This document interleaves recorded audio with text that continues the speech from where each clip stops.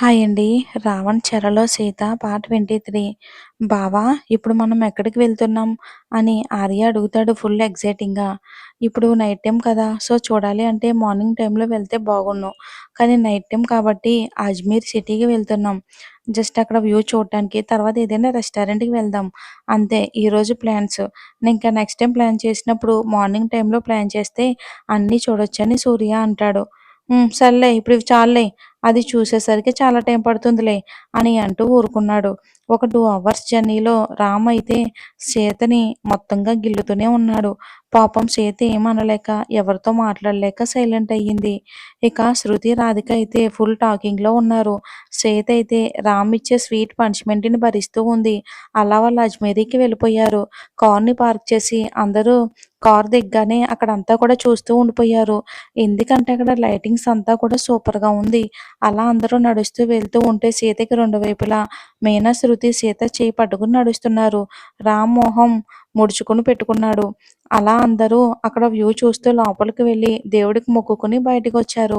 బయట street shoppings కూడా ఉండటంతో వాటిని చూస్తూ ఉన్నారు ఆ లేడీస్. వీళ్ళు వీక్లీ వన్స్ షాపింగ్ మాల్స్ మొత్తం ఫినిష్ చేస్తారు. వీళ్ళ దగ్గర లేని ఐటెమ్స్ అంటూ లేవు. కానీ స్ట్రీట్ షాపింగ్స్ అంటే మాత్రం వదలరు. ఏంటో వీళ్ళు అని శృతి, రాధికను ఉద్దేశించి అంటారు సూర్య, ఆర్య వాళ్ళ వెనకే నడుస్తూ. ఇక మీనా చేతిని పట్టుకుని చుట్టూ అంతా కూడా ఒక అద్భుతాన్ని చూస్తున్నట్లు వింతగా చూస్తుంది సీత. సీతని చూడటంలో పడిపోయాడు మన రాంబాబు. రామ్ ఒక మ్యాటర్ బాగా అర్థమయ్యింది రామ్‌కి. తనకు తన ఊరు తప్ప ఇంకేమీ తెలీదు అని అర్థమయ్యింది రామ్‌కి. చిన్న స్మైల్‌తో సీతని చూస్తా వాళ్ళ వెనకే వెళ్తున్నారు. అలా వాళ్ళు శృతి, రాధిక మంచిగా షాపింగ్ చేస్తే సీత మీనని కూడా కనుక్కోమని అంటే వాళ్ళు వద్దని చెప్పడం, వాళ్ళు ఎంత బతిమాలినా కూడా వద్దని చెప్పడంతో ఇంక వాళ్ళిద్దరూ కూడా సైలెంట్ అయిపోయారు. ఇంకేముంది అంతా అయిపోయిన తర్వాత అందరూ కారులో మళ్ళీ రిటర్న్ అయ్యారు. ఈసారి మీనా అయితే రాధి, శృతితో పాటు వెనకే కూర్చుంది. ఇప్పుడు ఈ సీట్‌లో రామ్ అండ్ సీత మాత్రం ఉండేసరికి సీత కొంచెం డిస్టెన్స్ మెయింటైన్ చేస్తూ కొంచెం దూరం కూర్చొని విండోలో నుంచి సిటీ వ్యూని చూస్తూ ఉండింది. బట్ రాంబాబు ఊరుకుంటాడా? సీతని ఫోర్స్‌గా తన దగ్గరికి లాక్కుంటాడు. "ఏంటే అంత దూరంలో కూర్చున్నావు? నకరాలా?" అని బేస్ వాయిస్‌తో అంటాడు సీతని గిల్లుతూ. సీత ఏం మాట్లాడకుండా దెబ్బకి సైలెంట్ అయిపోతుంది పాపం. అలా రామ్ చేసే అల్లరిని మెల్లిగానే భరిస్తూ సిటీ వ్యూని చూస్తూ చూస్తూ తనకి నిద్ర ఒక రేంజ్‌లో వస్తూ ఉంటే ఆపుకుంటూ ఉంది. కానీ ఇంక తన వల్ల అవ్వక మెల్లిగా రామ్ గుండెల మీద తల పెట్టి అలానే నిద్రలోకి జారుకుంటుంది అలసిపోయి సీత. సీతని ఒకసారి చూసి తన్ని సరిగ్గా పడుకోబెట్టి బయటికి చూస్తూ ఉన్నాడు రామ్. అలా సూర్య రెస్టారెంట్ ముందు కారు ఆపగానే "బావా, లోపలికి వెళ్దాం పద. చెల్లెమ్మని లేపు" అని సూర్య అంటే మరి రామ్ ఏం చేస్తాడు చూద్దాం. సీత కూడా మంచి నిదట్లో ఉండడంతో సూర్య వైపు చూసి "మీరు వెళ్ళండ్రా, మేము ఒక 10 నిమిషాలు ఆగొస్తాం" అని ఆర్డర్ వేస్తాడు రామ్.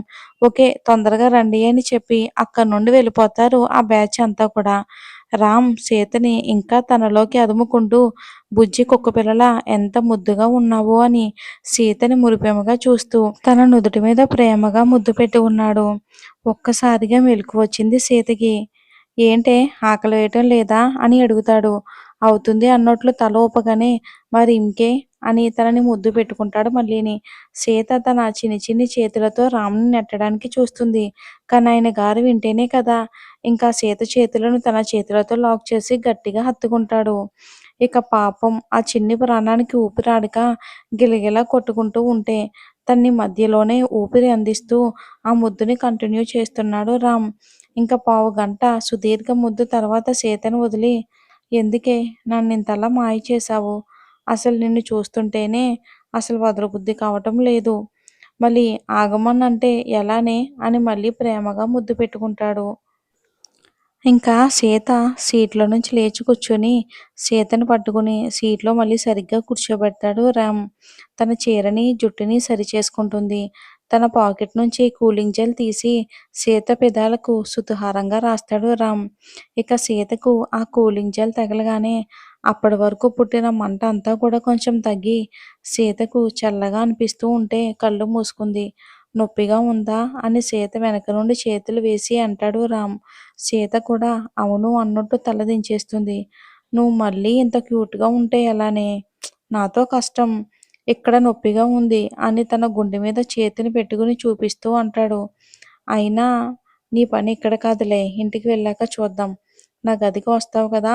అప్పుడు చెప్తా నీ పని అని కన్ను కొట్టి కారు దిగి సీతకి చేతిని అందిస్తాడు రామ్. ఇంకేముంది పాప కూడా కారు దిగి లోపలికి వెళ్తుంది. ఇద్దరూ కూడా వాళ్ళున్న టేబుల్ దగ్గరే కూర్చుంటారు. అది ఒక పెద్ద రెస్టారెంటు.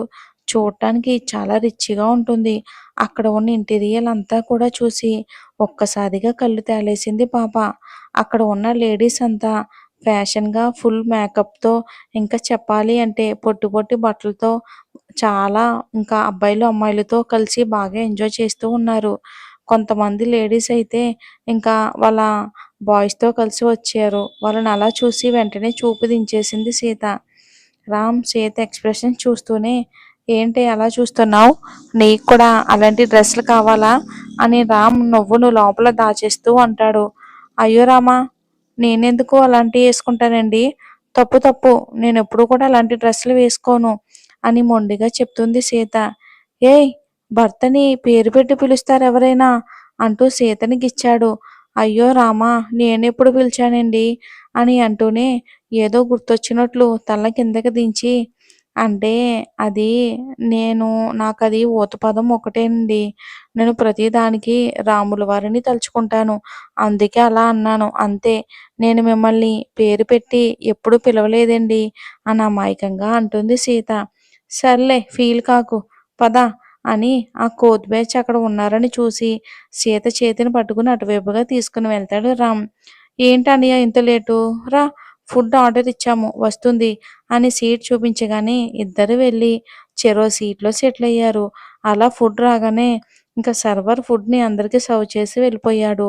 అందరూ కూడా ఫుడ్‌ని తిని ఎంజాయ్ చేస్తూ సరదాగా మాట్లాడుకుంటూ తింటున్నారు. సీత కూడా కొంచెం రైస్ తిని తనకి తినాలి అనిపించగా అలానే సైలెంట్‌గా ఉంది. ఏం తినకుండా. ఏంటి అలా ఉన్నావు ఏమైంది? అని సీరియస్‌గా అడిగాడు రామ్. నాకు చాలండి కడుపు నిండిందని అంటే, ఏంటే ఎక్కువ చేస్తున్నావు? అప్పుడే కడుపు నిండడం ఏంటి? నువ్వు తిన్నది ఎంతనే? 2 ముద్దలు. అయినా ఇంతే తిన్నావా? అని కసిరి తన ప్లేట్‌లో ఫుడ్‌ని కలిపి సీత నోటి దగ్గర పెడుతూ ఉంటే, సీత ఇబ్బందిగా చుట్టూ చూస్తుంది. ఏయ్ తినవే ఎవడు ఏమనుకోరు కానీ తిను అని సీత నోట్లో కుక్కాడు రామ్. ఇంకేముంది చాలా కష్టం మీదనే ఆ ఒక్క ముద్దని అరగంట తింది పాపం. రామ్‌కి ఓపిక నశించి ఇప్పుడు ఫాస్ట్‌గా తినలేదనుకో కారులో ఇచ్చిన ట్రీట్మెంట్ మళ్ళీ ఇవ్వాల్సొస్తుంది అని సీరియస్‌గా సీతకి మాత్రమే వినబడేలా చెప్పాడు రామ్. దెబ్బకు నోరు వెళ్ళబెట్టింది పాపం సీత. అంతే బాబు ఇంకొక ముద్ద మళ్ళీ నోట్లో కుక్కాడు. పాపం చాలా కష్టం మీద ఎలానో తింది. ఇంక లాస్ట్ ముద్ద కూడా తినిపిస్తూ ఉంటే ఇంక చాలండి నాకస్సలు కాదు అని అంటుంది. నోట్లో ఇంకా అన్నం పెట్టుకుంటూనే కష్టంగా. రామ్ ఇంక సీతని తీసుకొనొచ్చి హ్యాండ్ వాష్ చేపించి రామ్ కూడా చేసుకున్నాక బిల్ సెట్ చేసి అక్కడి నుంచి కారు దగ్గరకు నడుస్తారు. సీతకి కడుపులో అంతా ఎలానో ఉంది. ఇంకా చెప్పాలి అంటే ఇకారంగా ఉంది. మరేం జరుగుతుందో వచ్చే ఎపిసోడ్‌లో చూద్దాం.